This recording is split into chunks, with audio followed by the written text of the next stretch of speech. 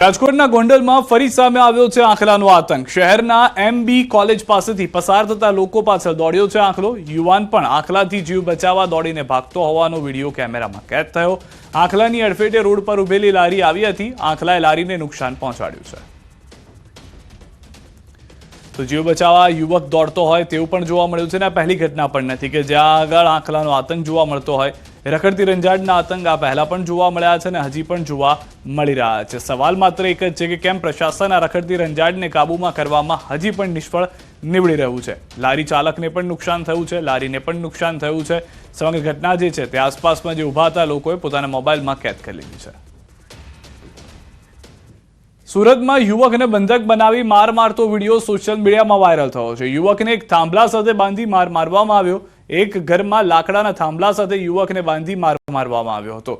યુવકને પટ્ટા વડે તાલિબાની સજા આપવામાં આવી રહી હોય તે પ્રકારનો વાયરલ વિડીયોની અંદર બે ઇસમો નજરે પડી રહ્યા છે। વાયરલ વિડીયો તપાસ શરૂ કરી યુવકને શા માટે બંધક બનાવી માર મારવામાં આવી રહ્યો છે તે અંગે તપાસ શરૂ ડિંડોલી પોલીસે કરી છે। તાત્કાલિક વાયરલ વિડીયો અંગેની તપાસ શરૂ કરવામાં આવી છે।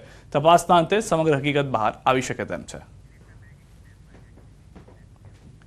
રાજ્યમાં મતદાનમાં ફરી ગતિ જોવા મળી। 4 વાગ્યા બાદ ફરી મતદારો ઉમટ્યા। રાજ્યમાં મતદાન 53% પાર પહોંચ્યું। જૂનાગઢ મહાનગરપાલિકામાં 40% જેટલું મતદાન, 68 નગરપાલિકામાં 55% જેટલું મતદાન, 3 તાલુકા પંચાયતમાં 63% મતદાન થયું હોવાની જાણકારી છે।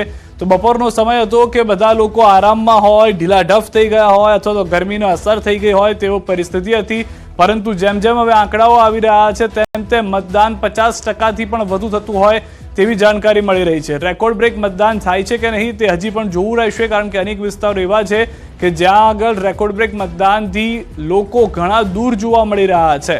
મતદાન મથક સુધી લાવવા માટે તમામ પાર્ટી સક્રિય થઈ ગઈ છે। તમામ પાર્ટીના કાર્યકર્તાઓ પ્રયાસ થઈ રહ્યા છે કે લોકોને મતદાન મથક સુધી લાવવામાં આવે, મતદાન કરવામાં આવે। પરંતુ હાલમાં જે આપ આ કતાર જોઈ રહ્યા છો તે કતાર હવે ઓછી થતી જોવા મળી રહી છે, જે સવાર થતાં જ લાંબી કતારો લાગી હતી।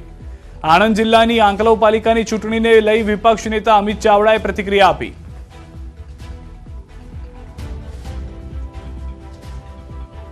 આજે આખા ગુજરાતમાં ખૂબ સારી રીતે લોકો બહાર આવીને મતદાન કરી રહ્યા છે। જે કુશાસન છે, જે ભ્રષ્ટાચાર છે, જે મંદી મોંઘવારીનો માર પ્રજા સહન કરી રહી છે, જે પ્રજાના ટેક્સના પૈસાનો દુરુપયોગ થઈને ભ્રષ્ટાચાર થઈ રહ્યો છે, તમામ મુદ્દાઓને લઈને મતદાન કરવા ખુલીને લોકો બહાર આવી રહ્યા છે।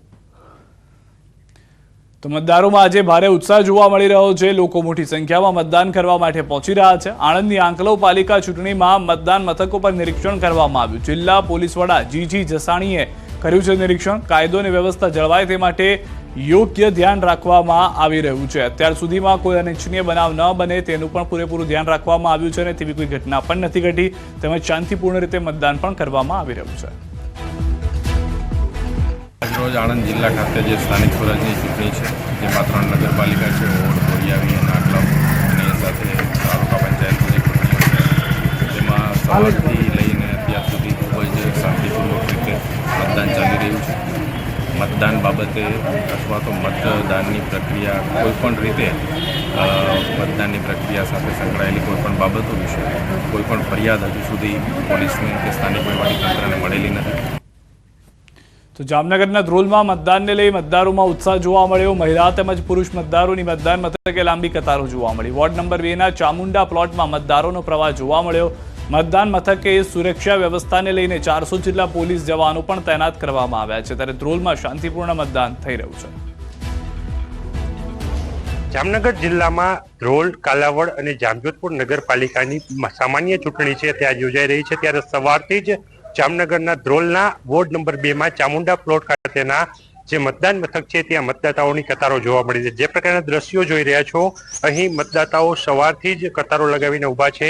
નાના મોટા અને ખાસ કરીને મહિલા મતદારોમાં પણ ભારે ઉત્સાહ જોવા મળી રહ્યો છે। જે પ્રકારની સમગ્ર પ્રક્રિયા રહી છે દિવસ દરમિયાન અહીં મતદારોની કતારો છે તે જોવા મળી રહી છે।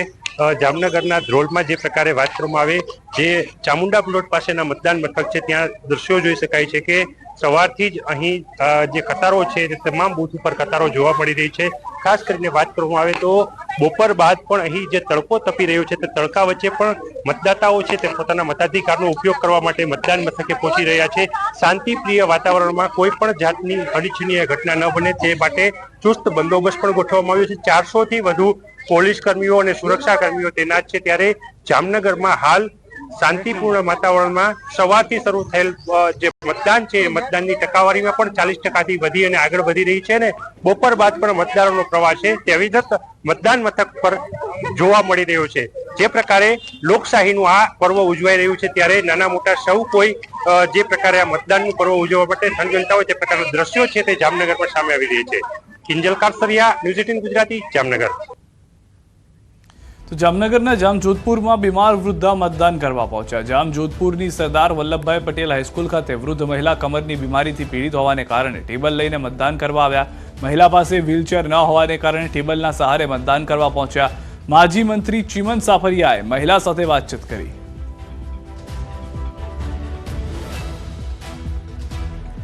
તો વલસાડથી સમાચાર. ચૂંટણીને લઈને મતદારોમાં ભારે ઉત્સાહ જોવા મળી રહ્યો છે. મતદાન મથકો પર લાંબી કતારો છે. વૃદ્ધો, યુવાનો મતદાન માટે પહોંચ્યા છે. લગ્ન પ્રસંગ વચ્ચે મતદાન માટે પહોંચ્યા છે લોકો. અશક્ત મતદારોએ પણ ફરજ નિભાવી હોવાના દ્રશ્યો જોવા મળ્યા છે.